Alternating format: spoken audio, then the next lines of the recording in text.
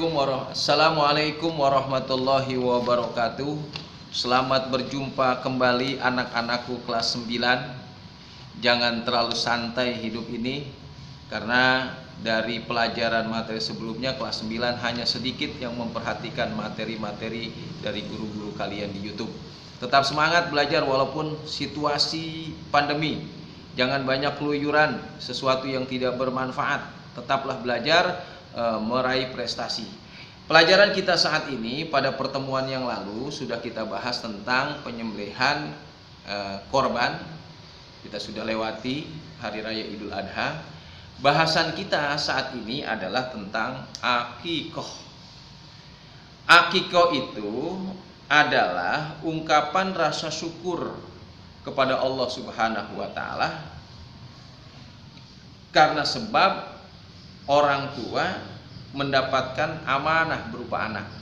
Jadi dia mendapatkan anak, istrinya lahir, maka kelahiran seorang bayi disambut dengan akikoh namanya. Nah, akikoh ini ditinjau dari bahasa, berasal dari kata akko, artinya memotong atau menyembelih. Sedangkan menurut istilah syara, akikah ini adalah penyembelihan seekor kambing pada hari ke-7 lahirnya seorang anak bersamaan dengan hari menyukur rambut anak yang baru lahir dan diberi nama. Jadi akikoh itu penyembelihan hewan kambing karena sebab kelahiran anak. Tuh. Kalau kurban, penyembelihan kambing yang dilakukan pada hari raya Idul Adha dan hari Tasyrik. Kalau kurban boleh dengan onta, boleh dengan sapi, tapi kalau akikoh dengan kambing. Itu karena sebab kelahiran anak. Rasulullah Shallallahu Alaihi Wasallam bersabda, kata Rasulullah, man wulida lahu waladun wa ahabba ayun saka anhu fal yansuk anil gulami syatani mukafiatani wa anil jariyati syatun, rawahu Abu Daud. Dan barang siapa yang dianugerahi seorang anak dan ingin menyembelih hewan untuknya, maka sembelihlah untuk anak laki-laki 2 ekor kambing. Jadi anak laki-laki 2 ekor kambing. Ya, kemudian untuk anak perempuan 1 ekor kambing. Jadi kalau lahir anak, anaknya laki-laki, bayinya laki-laki 2 ekor. Kalau anak perempuan 1 ekor. Nah, hukum melaksanakan akikah ini, hukumnya sekarang, hukumnya sunnah muakkadah. Sekali lagi, hukum akikah ini adalah sunnah muakkadah. Bagi siapa? Bagi kedua orang tua. Sunnah muakkadah bagi kedua orang tua. Jadi bukan sunnah muakkadah bagi anak. Anak tidak punya kesunahan menyembelih hewan akikah. Jadi sunnah muakkadah bagi kedua orang tua yang bertanggung jawab atas anak itu. Tetapi apabila akikah itu berupa najar, maka hukumnya jadi wajib.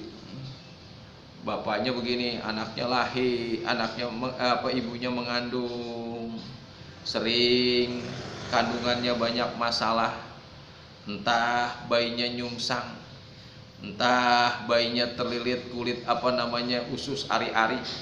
Akhirnya jatuh kata dari suaminya, bu, kalau anak kita lahir, saya najar, nanti diakikahkan. Lahir dengan selamat, maka akikahnya namanya akikah nazar. Wajib dilaksanakan. Punya duit gak punya duit, kenapa? Sudah janji di hadapan Allah Subhanahu wa Ta'ala, atau sudah jatuh kata.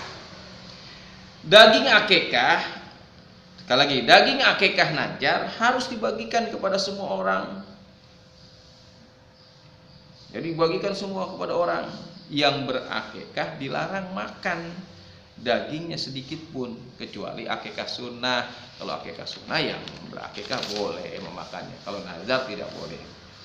Waktu pelaksanaan akikah tadi sudah disampaikan, yang paling bagus mengikuti sunnah Rasulullah Shallallahu Alaihi Wasallam dilaksanakan pada hari ketujuh dari kelahiran seorang anak.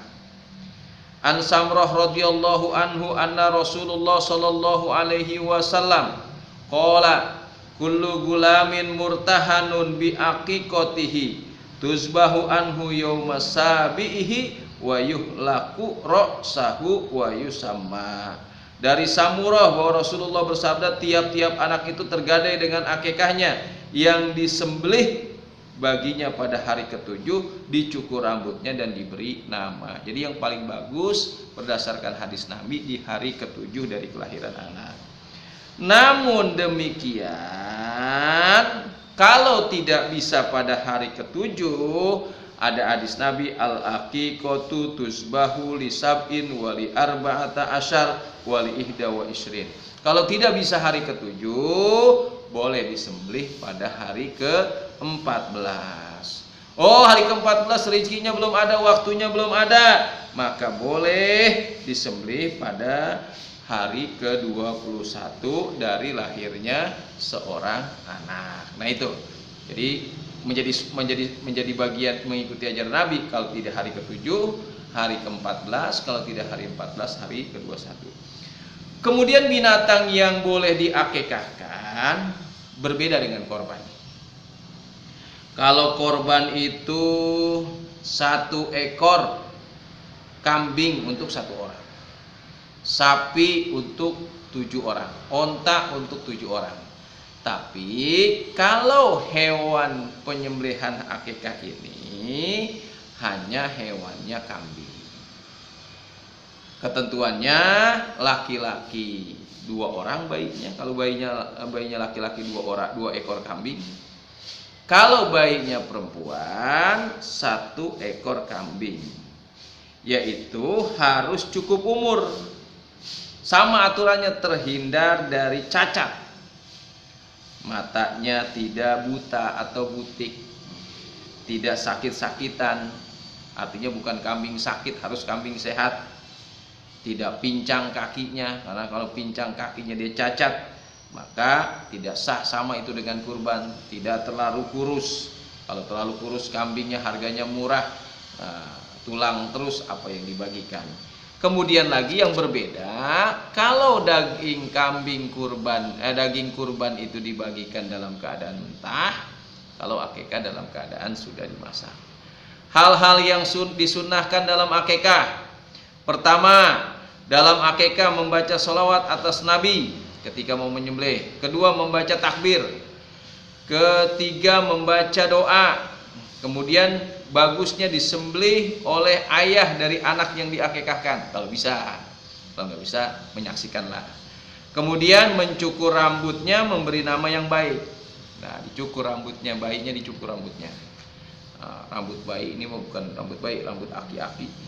Rambut bayi dicukur semua, kemudian ditimbang, maka diukurkan dengan emas, baru disodakokan. Bukan rambut yang disodakokan, tapi seberat rambut itu diukur dengan emas, maka itu disodakokan. Setelah itu apa? Dikasih nama. Kasih nama-nama yang bagus. Tradisi masyarakat kita biasanya ngadain marhabanan. Allah ya Nabi salam alaika, bayinya diputerin tuh. Ada yang ngasih minyak wangi. Kemudian digunting rambutnya oleh tokoh masyarakat, para asatidz dan ustadz, supaya dapat berkah dari sholawat daripada junjungan kita baginda Nabi besar Muhammad Sallallahu Alaihi Wasallam. Nah itu ketentuan-ketentuan dari akikah. Mudah-mudahan kita bisa memahami. Di sini di halaman 17 ada perbedaan kurban dan akikah. Silakan kamu baca. Kemudian ada tata cara kurban dan akikah, dibaca lagi. Yang menjadi tugas buat kalian adalah kerjakan ulangan harian. Halaman 19. Halaman 19 ulangan harian sampai dengan halaman 23, kemudian ditambah dengan bagian 2-nya, isilah titik-titik di bawah ini dikerjakan, ininya difotokopi, setelah difotokopi dikerjakan soalnya, nanti dikirimkan di sekolah menurut sambil orang tuanya menyerahkan SPP. Ya, itu saja materi kita pada kesempatan kali ini. Mudah-mudahan kalian bisa memahaminya tentang akikah di pelajaran di kelas 8 dan tentunya di kelas 9, mohon maaf. Dan tentunya mudah-mudahan kalian tetap semangat, jangan males sebab kalian dikit lagi lulus ya. Jangan banyak main, belajar, jaga kesehatan. Terima kasih atas perhatiannya. Assalamualaikum warahmatullahi wabarakatuh.